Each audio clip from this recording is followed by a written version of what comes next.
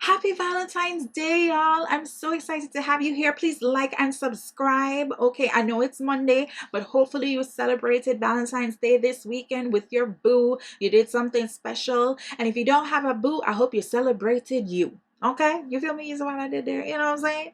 Hope you scrub that foot bottom and it's nice and buttery soft. I hope you slathered yourself in some coconut oil. Okay, you had a little fun here and there. You talked to the girlfriend that's single. Y'all probably watched a movie from where she at. You watch where you were at, and y'all had a good time and drank some wine. Okay, you see, I be coming with the bars, honey. I be coming with the bars.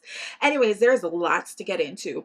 So, first things first, Kingsley Benadere, okay, who actually played Malcolm X in One Night in Miami, as well as he was an actor on Peaky Blinders. He is going to be playing the legend Bob Marley. Okay, for you guys who don't know, Bob Marley is a legendary music artist, specifically a reggae artist, okay, who put Jamaica on the map, who put the Caribbean on the map, who brought soul, music, positivity, grace, respect, prosperity into everyone that actually got the opportunity to listen to his music. If you've never listened to his music before, please go ahead after this video and check him out. I'm telling you, like, legendary. Okay, now guys, when I first heard that there was a biopic, and the biopic is going to be produced by Paramount Pictures, right, which is a really big movie, like, production company, right? So I'm not even gonna lie, I was like, oh my gosh, like, are they gonna get it right? Are they not? Because sometimes, especially when you deal with like individuals from foreign countries that are not, like, not of an American background and whatnot, a lot of the times they don't get the stories right. A lot of the times they put in like actors and actresses that don't actually fit the character and the personality, okay, especially when it comes on from like being a part of the culture and having like a cultural, what would I call it, like wardrobe. Like, they bring that culture into the character that they're portraying. A lot of them don't. A lot of them can't get the accents right. A lot of them just screw up the storylines. But let me tell you what made my mind at ease. What made my mind at ease is that Ziggy Marley, his son, Rita Marley, his wife, okay, and see, what's her name again? Cedella Marley. Sorry, Cedella. Sorry, girl. Right? She is actually his literally, they're all going to be producers on the movie. So I feel much better because they'll be the ones to wave that sledgehammer and be like, oh, hell to the no, we're not doing that. That's not how that went down. Oh, I'm sorry, but you didn't get that right. Let's adjust, please. I think they will do that. I'm hoping y'all do that because I am a harsh critic and I do not want this biopic to disappoint, honey. Okay, so now moving on. Rapper Kodak Black, okay, at a informal Justin Bieber after concert party, okay, along with two other individuals, two other men, right? They got to A whole bunch of people got into arguments, right? And this happened on La Cienega Boulevard in Los Angeles. Then there was a shootout, and Kodak, as well as these two other male individuals, they actually had to be hospitalized. So things is crazy, which leads me to what happened with a friend of mine just 2 days ago. She told me about this situation where she and her significant other were riding in the car, and there was this guy who was acting like really testy, like he wanted to pass and cut and this and the third or whatever the case is. But anyhow, they ended up in front of him at a red light. So when they look back now in a mirror, right, literally he and another guy exited their vehicles, had a fist fight, okay, got back into their vehicles and went their separate ways. And I was like, this is what we doing here? Like, did they have a council meeting and this is what they said they wanted to do? They wanted to literally get out their car, have a little quick beat, squat, whatever the case is, 1, 2, punch, boom, and then literally disappear. It was kind of like, what? Who does that? Who literally does that? But that happened. And so people's minds aren't there. They're just not there. Like, why would you do that? Like, I'm happy that they all walked away okay. but it should have never gotten physical in the first place. Now, hopefully, there are no fatalities in this incident, and I will keep y'all posted once I have an update. Okay. Now, also moving on, right? You remember in my last video, the one just before this, honey, right? I posted, okay, that Snoop Dogg just bought Death Row Records, and I was like super happy for him, super proud, this and the third. And I was like, yes, making big moves, this and the third, whatever the case is. Y'all, now I'm sad to report that Snoop actually has now been sued for sexual assault and battery by a former colleague of his, and he and another man named Donald Campbell, okay, also known as Bishop Don Magic One, invited her and a friend back to the studio after a concert. The lawsuit, and this is per NBC, says that he then offered to drive her home, and she accepted the offer, and then she was taken to Campbell's home and she fell asleep in a car. After falling asleep, she awoke, and Campbell, she said it was around 4 a.m. She awoke to Campbell forcing himself on her so that she would perform oral sex. Now, Jane Doe, because her name has not been revealed, so Jane Doe claims that Campbell then urged her to attend a taping of Snoop Dogg's Double G News Network, calling it a great career move and opportunity for her. At the taping, the woman alleges that Brodus followed her into the bathroom, and Brodus is Snoop, into the bathroom where he also forced her to perform oral sex on him. And her attorney released a statement stating, our client's hope is to inspire other victims of sexual harassment, assault, and battery to understand that they have rights, will be protected, and although they are victims, they will not have to be silenced forever. Now, I think that's a beautiful quote. Just let me just say that. That's a beautiful statement to make, and I wish that everything was actually like that for all victims of sexual abuse and battery. Now, literally, the lawsuit was filed on Tuesday, and it also states that the woman tried to resolve the issue through a private mediation and found that it was unsuccessful. Now, this is the first time we're hearing anything of the sort, so really and truly, they kept it behind closed doors. Jane Doe says that since the incident happened, she has had post-traumatic stress. She has suffered anxiety, depression. She's had nightmares. She has a sleep disorder. She experiences headaches, emotional distress, and lots more. And she wants a jury trial.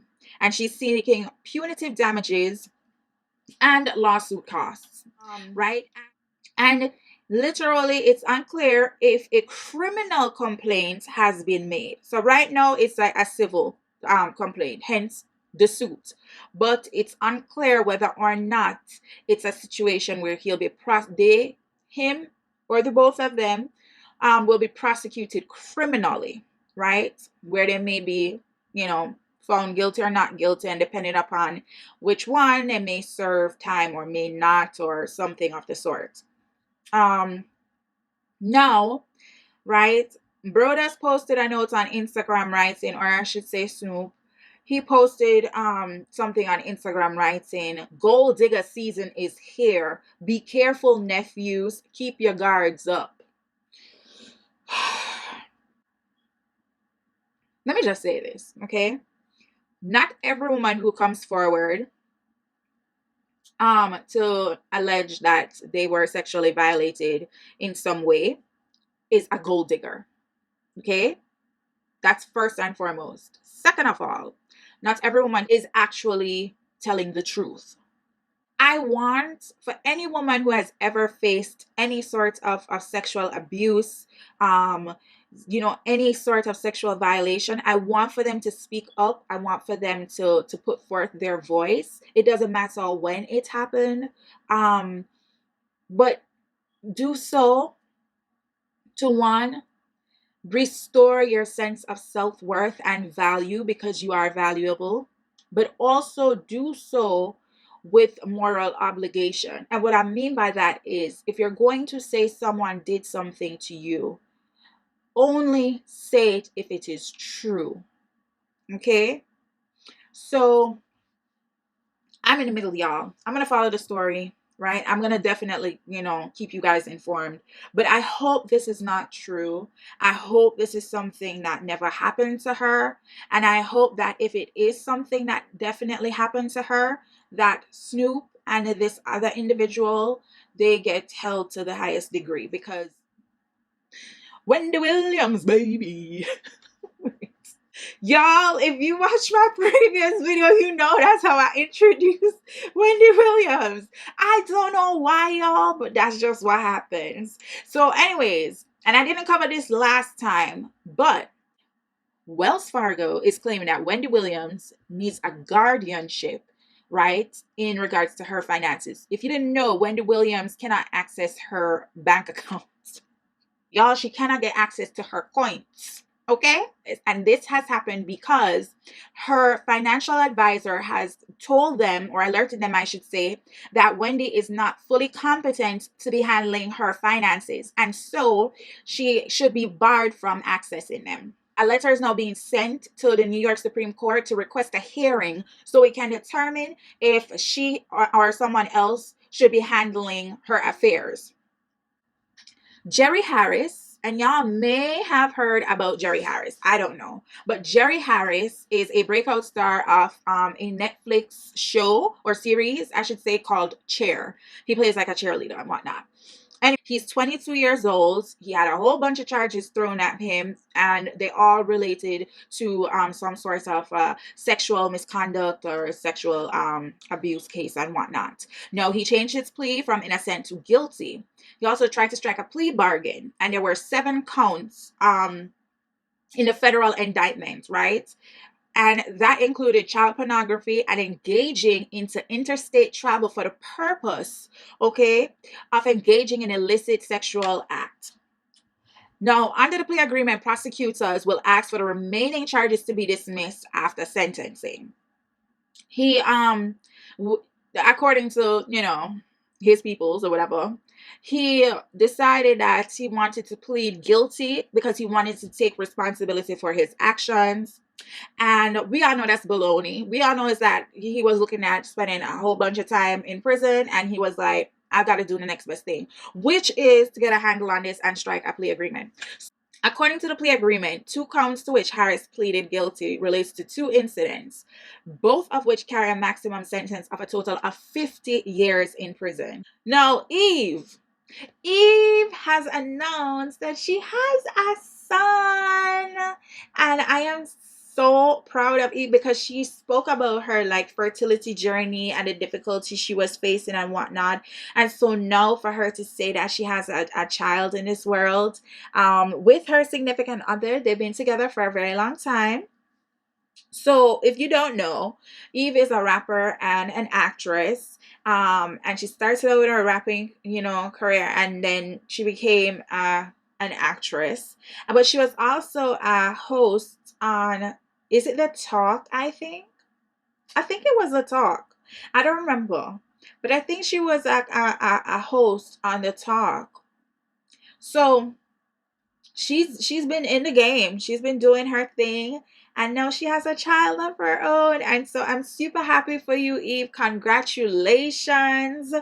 And her husband's name, and he's an entrepreneur, y'all. And her husband's name is Maximilian Cooper. Yep, you got it. Maximilian Cooper. Okay. And she says here on her Instagram account, the post, the caption, our beautiful boy was born February 1st, 2022.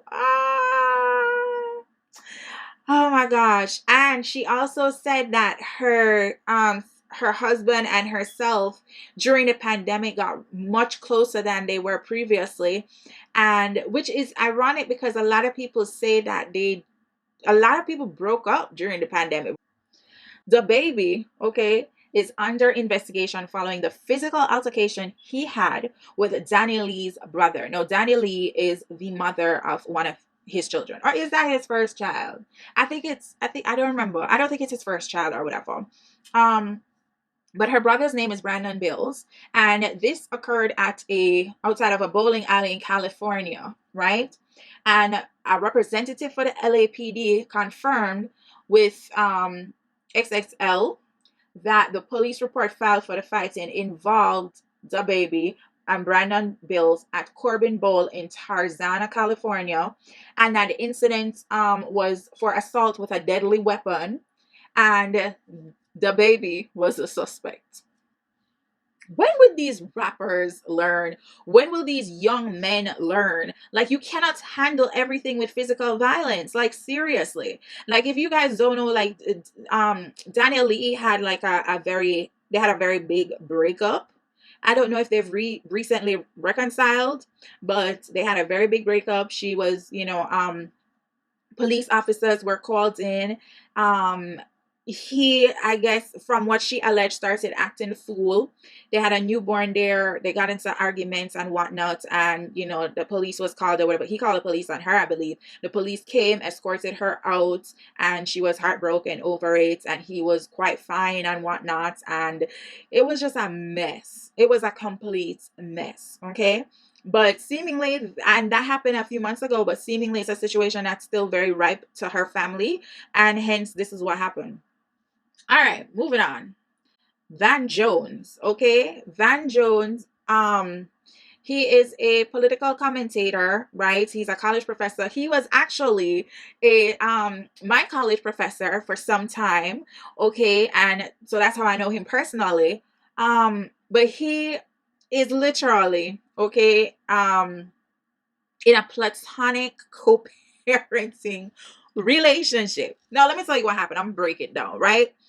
So Van decided that during this whole quarantine pandemic situation, he wanted a third child because he's got two already from his first wife, right? Or from his ex-wife, I should say, right? And her name is I think it's Jana Carter.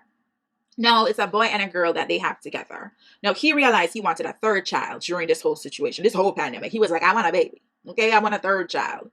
And in discussing this over dinner and casual conversation, he found out that a colleague of his, whose name is Noemi Zamakona, okay, who is also like she does a lot of work in the same field as he does in terms of what do you call it? What is she? Again, she's like an officer, not a police officer, but she is involved in like reform and stuff like that.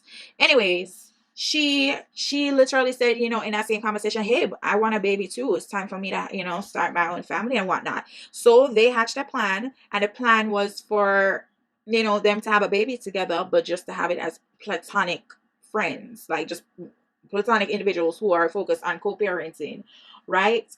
So literally, he says, so we decided to join forces and become conscious co-parents, right? It's a concept that I hope more people will explore and consider. No, no, no. No, I don't agree with that. I think people should actually be in steady, committed relationships and then consider having a child with one another. I don't think that you should just go out there with the intent of saying, I want a child, let me have a platonic relationship. Honestly, don't think so. Which leads me to my other point. Now, he and his wife recently got, their divorce was finalized not too long ago. I believe it was like last year. And I think, I could be wrong, but I think that they're going to get together. I'm sorry. But I think they're going to get together. I think they probably are trying to spin this thing so it doesn't seem so bad. But I think they're trying to spin it that it's like, okay, so they recently had a baby. And according to him, he said, this is a special time for our families. I feel grateful, joyful, and blessed as we create a safe and loving environment for this blessed young soul. I respectfully ask for privacy. Thank you for all the love and support. I don't know. I don't buy it. I honestly don't buy it. Like, I just don't buy it. Last but not least, y'all, Kim Kardashian West and Vogue, okay, are now being charged by public opinion with cultural appropriation, especially Black cultural appropriation, which I'm all here for, honey. I'm all here for it. Okay, it has been going on for too long. Remember, just the other day, y'all, not just the other day, but I think this was sometime last year. Like, people were saying, "Oh, Kim Kardashian invented braids." It's so crazy to me. Like, they do so many different things, and it's like imitation. It's like, I'm gonna copy what it is that you've done. You remember their clothing line, right? They had clothing line, and there was this black designer, right, who actually did the clothing, this and the third pattern, everything. They basically took mass manufactured and call it their own. Like, I am tired of this family always finding themselves in situations where they're not using their resources to come up with some creative, original form of anything. Like, really? So all your poses don't have to be be the same or extremely similar. The way you dress got to do it. Like, we don't need for you to revamp or redo. We already do that. We don't need your help with that. Okay? Please, Kardashians, understand. We do not need no help in that department. We are original creators. We are passionate about our crafts. We bring things from our minds, from the ether to fruition. You do not need to take it and try to make it your own. You have enough money to invest in an actual team that will do things that have never ever been done before. You understand what I'm saying? Why are you consistently finding yourself in this situation? And you want me to tell you why I think they find themselves in this situation? Because they want the publicity. Because they don't care what type of publicity. They just want to keep their names in your mouths. That's what I think. And I'm sick and tired of it. Like, it's not like you guys have to imitate anybody. You have the ability to pay for a team that will do everything that needs to be done to get you where you need to go. Right? But why? Why would a cultural appropriation? Why? Why? I do not like it. Y'all, if you can't tell, I'm really passionate about it because I feel like so many companies do it. So many companies do it. You understand what I'm saying? So many companies do it. So many companies just take things and just be like, boom, here. Bath and Body Works was called out just the other day too. This probably hasn't even been a week, right? It's so much since they were called out because they put out a Black History Month line of kente cloth packaging, and it's literally packaging the products that they had. So the scents that they had previously, they just repackaged them in kente cloth inspired patterns. What? Who does that? I'm not here for it. So that being said, y'all, that was the last of the entire show. I am so happy to have y'all. Thank you so much for tuning in. I'm going to hit you up, in a few days with another one. So please like and subscribe, okay? And hit those comments up. Don't be shy. I'm not shy. You don't be shy. Nobody be shy, okay? Now let's live it up, all right? See y'all. Bye.